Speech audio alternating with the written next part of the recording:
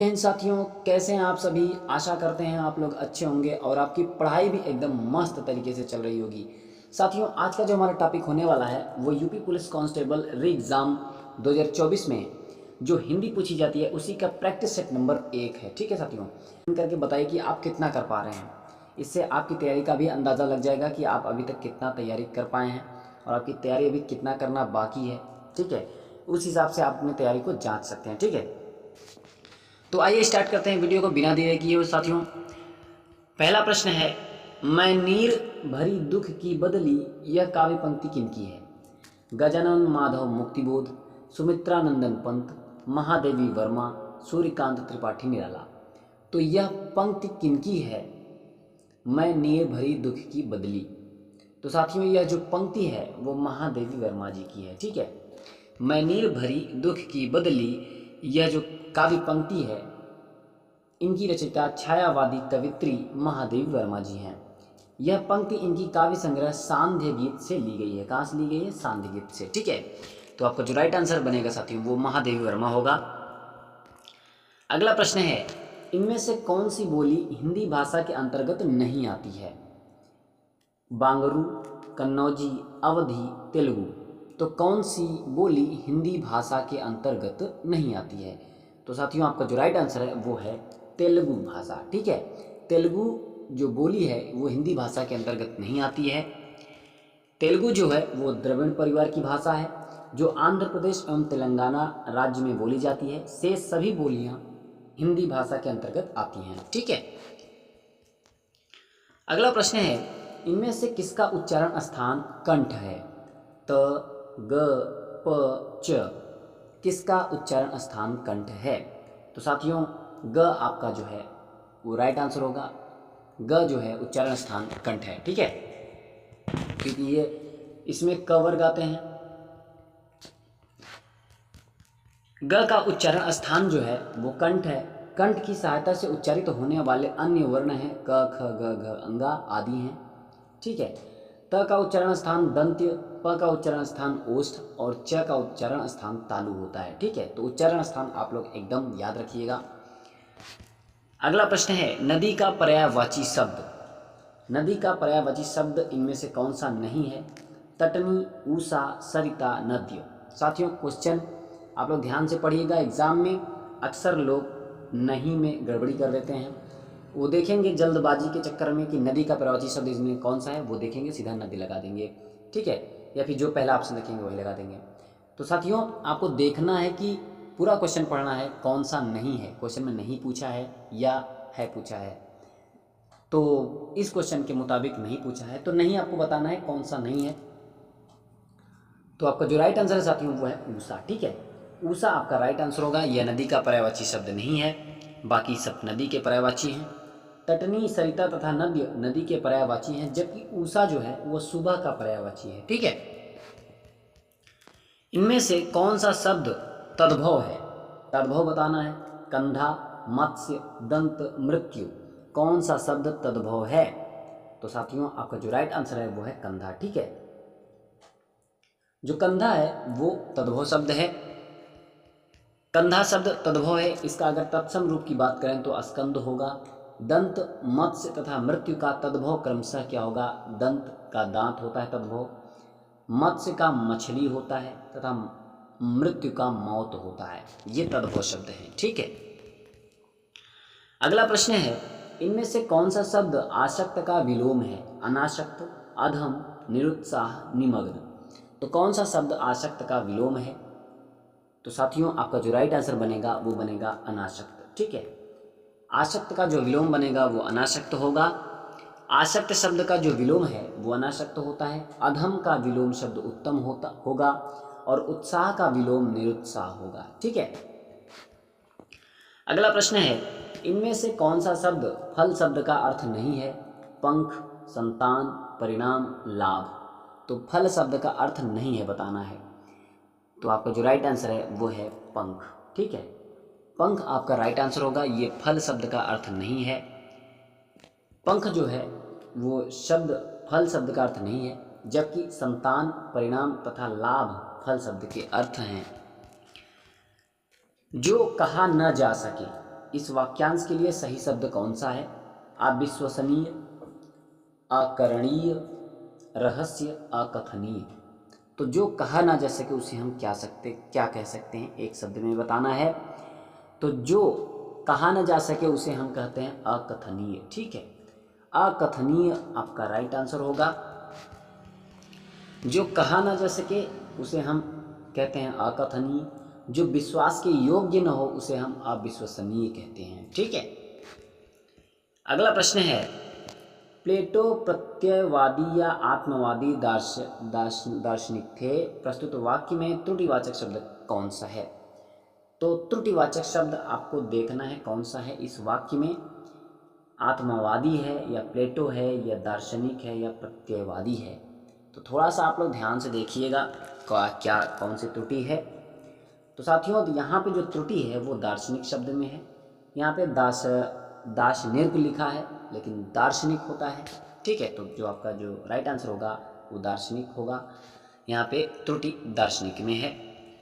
प्रस्तुत वाक्य में दार्शनिक त्रुटिवाचक शब्द है, शुद्ध शब्द दार्शनिक इस तरीके से होगा। ठीक है, अगला प्रश्न की ओर बढ़ते हैं। निम्नलिखित वाक्यों में से शुद्ध वाक्य पहचानना है। आसमान से घने बादल छाए हुए हैं। आसमान पर घने बादल छाए हुए हैं। आसमान को घने बादल छाए हुए हैं। आसमान में घने बादल छाए हुए हैं। आपको शुद्ध वाक्य का पहचान करना है। तो आसमान में घने बादल छाए हुए हैं आपका राइट आंसर होगा। ठीक है, बाकी वाक्य अशुद्ध हैं। निम्नलिखित में प्रस्तुत वाक्य आसमान में घने बादल छाए हुए हैं शुद्ध वाक्य है, अन्य सभी अशुद्ध हैं। ठीक है, अगला प्रश्न है, निम्नलिखित शब्दों में से सही शब्द कौन सा है? दुग्धोज्वल्य, दुग्ध्योजल, दुग्धोज्वल, दुग्धोज्वल। कुल मिला के दुग्धोज्वल कैसे लिखा जाएगा? वर्तनी की दृष्टि से आपको शुद्ध बताना है कैसे लिखा जाएगा। तो साथियों, आपका जो राइट आंसर बनेगा वो होगा दुग्धोज्वल। ठीक है, ये आपका राइट आंसर होगा। वर्तनी की दृष्टि से सही शब्द दुग्धोज्वल है। ठीक है, क्यों? पुल्लिंग परिवर्तन का सही विकल्प चुनना है। सम्राज्ञी, सम्राट, ठकुराइन, ठकुर, कवित्री, कवि, रानी, राज। तो पुल्लिंग परिवर्तन का सही विकल्प चुनना है। किसमें पुल्लिंग का जो परिवर्तन हुआ है वो एकदम सही ढंग से हुआ है। तो साथियों, आपका जो राइट आंसर है वो है सम्राज्ञी, सम्राट। ठीक है, ये आपका राइट आंसर होगा। बाकी ऑप्शन आपके अशुद्ध हैं। विकल्प ए का जो पुल्लिंग परिवर्तन का विकल्प ए सही है। ठकुराइन का स्त्रीलिंग जो होगा वो ठकुराइन स्त्रीलिंग है, इसका पुल्लिंग जो होगा वो ठाकुर होगा। कवित्री स्त्रीलिंग है, इसका पुल्लिंग कवि है, कवि होगा, वहाँ पे बड़ी की मात्रा था।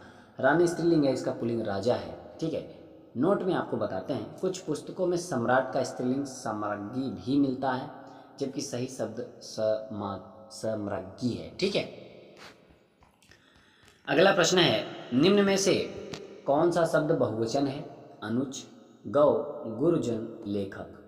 बहुवचन बताना है। हिंदी में दो वचन होते हैं, एक वचन, एक बहुवचन। ठीक है, तो आपको बहुवचन बताना है कौन सा शब्द बहुवचन है।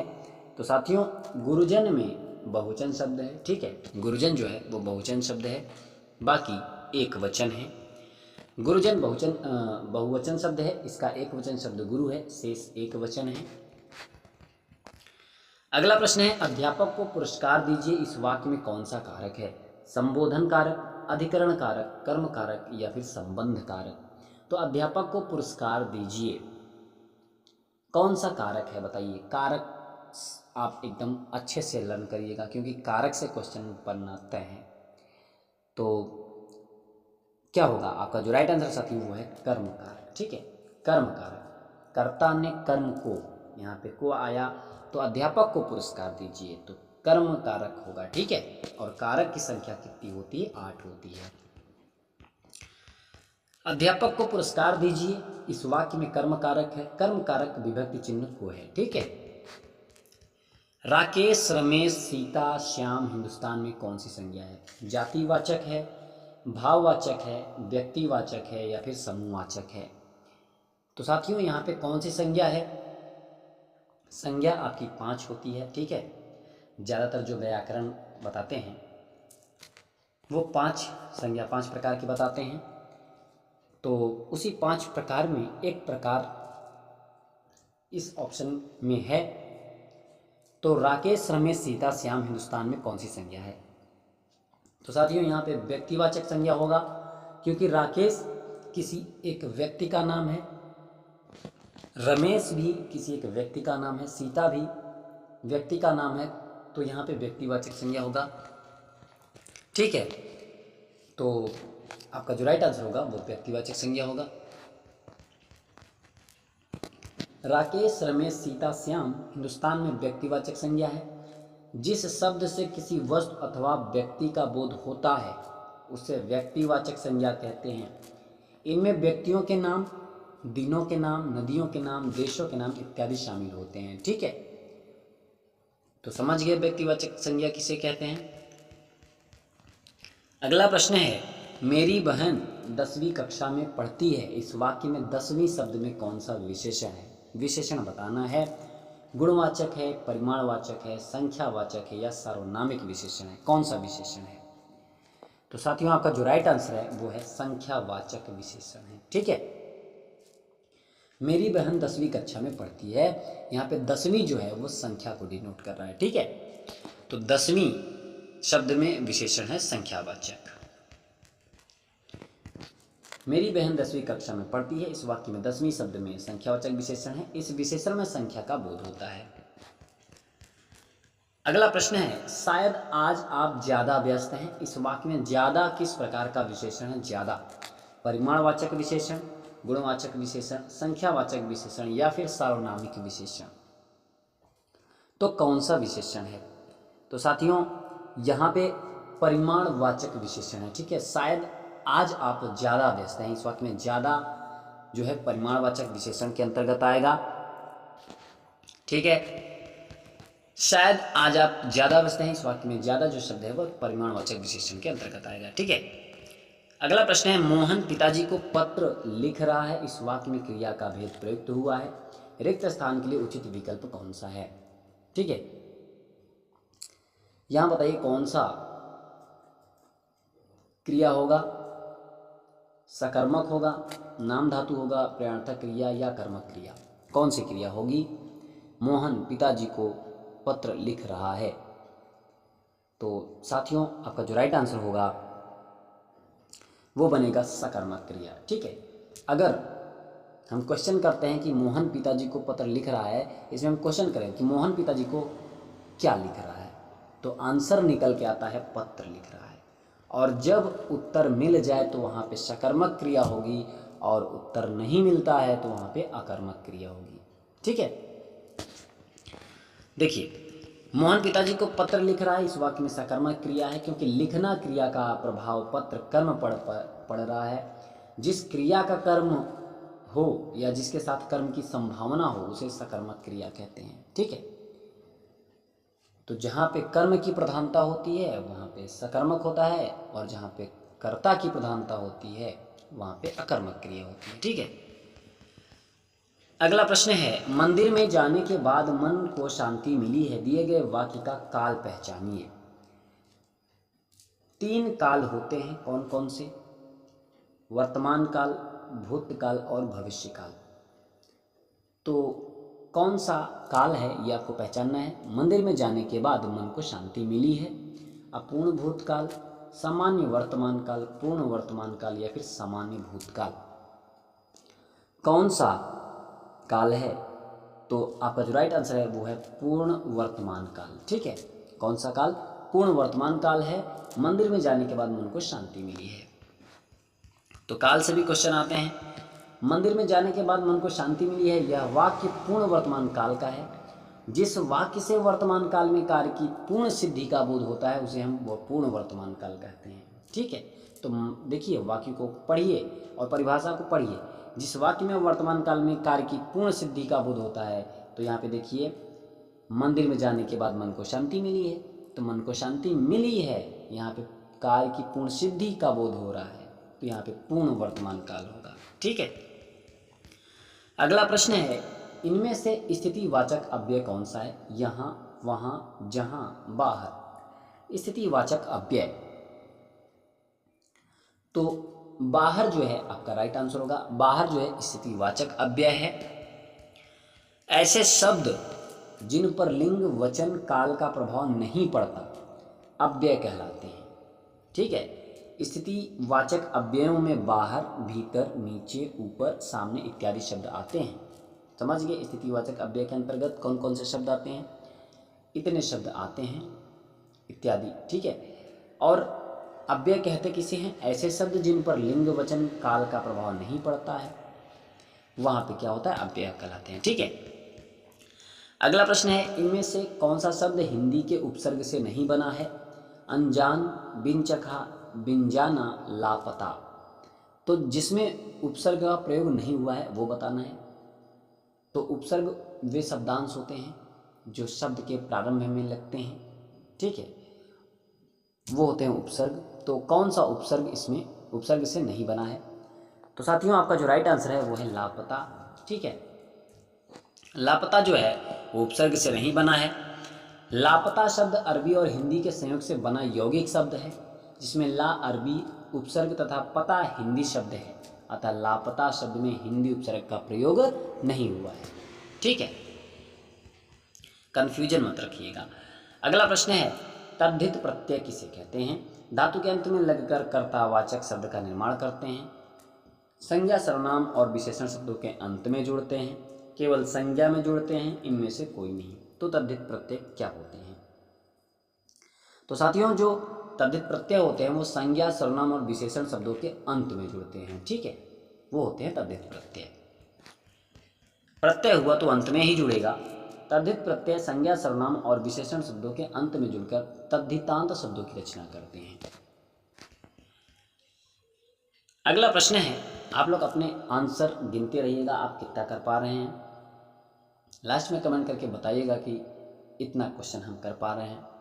इससे क्या होगा कि आप लोगों का अंदाज़ा भी एक निकल के आएगा बाहर कि अभी तक हमने कितना पढ़ाई किया है। और अगर अच्छा खासा आप 37 क्वेश्चन में अच्छा खासा क्वेश्चन कर पा रहे हैं, माने अगर आप 37 में 32-33 कर पा रहे हैं, आपका बेटर स्कोर है। ठीक है, 5 क्वेश्चन अगर छोड़ भी देते हैं तो कोई दिक्कत नहीं है, बाकी कोशिश करिए पूरा का, बाकी 32-33 भी ला रहे हैं तो बेटर स्कोर है। तो क्वेश्चन की ओर बढ़ते हैं। अध्यापिकाएं इस शब्द के वचन के आधार पर निम्नलिखित विकल्पों में से सही संधि विच्छेद का चयन करें। अध्यापिका प्लस इकाएं, अध्यापिका प्लस ए, अध्यापिका प्लस ए, अध्यापिका प्लस ए। क्या होगा भाई, अध्यापिकाएं शब्द के वचन के आधार पर आपको संधि विच्छेद करना है। तो देखिए, यहाँ पे जो आपका आंसर होगा वो अध्यापिका धन ए होगा। ठीक है, ये आपका राइट आंसर होगा। देखिए, वचन के आधार पर अध्यापिकाएं का संधि विच्छेद जो होगा वो अध्यापिका धन ए होगा। ठीक है, अगला प्रश्न है, मतदाता शब्द में कौन सा समास है। बहुब्रीहि समास, द्विगु समास, द्वंद्व समास और तत्पुरुष समास। बताइए कौन सा समास होगा मतदाता में। तो साथियों, यहाँ पे तत्पुरुष समास होगा। ठीक है,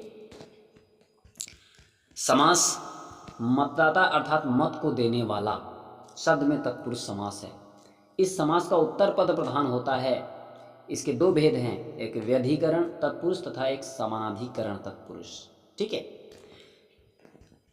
अगला प्रश्न है, रामू जो बड़ा खिलाड़ी है, कल उसकी टांग टूट गई। इस वाक्य में उचित विराम चिन्ह कौन सा होगा। अर्ध विराम होगा, अल्प विराम होगा, या विवरण चिन्ह होगा, या फिर लाघव चिन्ह होगा। कौन सा चिन्ह होगा। तो साथियों, यहाँ पे अल्प विराम का प्रयोग किया जाएगा, क्योंकि रामू जो बड़ा खिलाड़ी है, कल उसकी टांग टूट गई, कामा दे के आगे बढ़ा जाएगा। ठीक है, रामू जो बड़ा खिलाड़ी है कल उसकी टांग टूट गई। इस वाक्य में अल्प विराम माने कॉमा चिन्ह का प्रयोग रामू तथा है के बाद होना चाहिए। ठीक है, अगला प्रश्न है, गरीब के घर में गुणवान व्यक्ति। दिए गए विकल्पों में से इस अर्थ से संबंधित मुहावरा कौन सा है। अंधेरे घर का उजाला, आंख का तारा, गुदड़ी का लाल, अंधे की लकड़ी। गरीबी के घर में गुणवान व्यक्ति, इस मुहावरे का क्या अर्थ है। तो साथियों, यहाँ पे जो गरीबी के घर में गुणवान व्यक्ति माने गुदड़ी का लाल। ठीक है, गुदड़ी का लाल होना ही होता है गरीब के घर में गुणवान व्यक्ति। ठीक है, जुगुप्सा किस रस का स्थायी भाव है? विभत्स का, भयानक का, रौद्र का या फिर वीर रस का? तो जो जुगुप्सा है वो साथियों विभत्स रस का स्थायी भाव है। ठीक है, जुगुप्सा किस रस का स्थायी भाव? तो विभत्स रस का स्थायी भाव है जुगुप्सा। ठीक है, अगला प्रश्न है छप्पय किन दो छंदों का मिश्रण है? कुंडलिया और दोहा, दोहा और रोला, रोला और उल्लाला, सोरठा और दोहा। तो कुंडलिया किन दो छंदों का मिश्रण है? तो साथियों रोला और उल्लाला। ठीक है, रोला और उल्लाला मिलता है तो बनता है छप्पय। ठीक है, छप्पय छंद जो होता है वो रोला जो कि मात्रिक छंद है तथा उल्लाला अर्धमात्रिक छंद है के योग से बनता है। छप्पय को मात्रिक विषम और संयुक्त छंद कहा जाता है।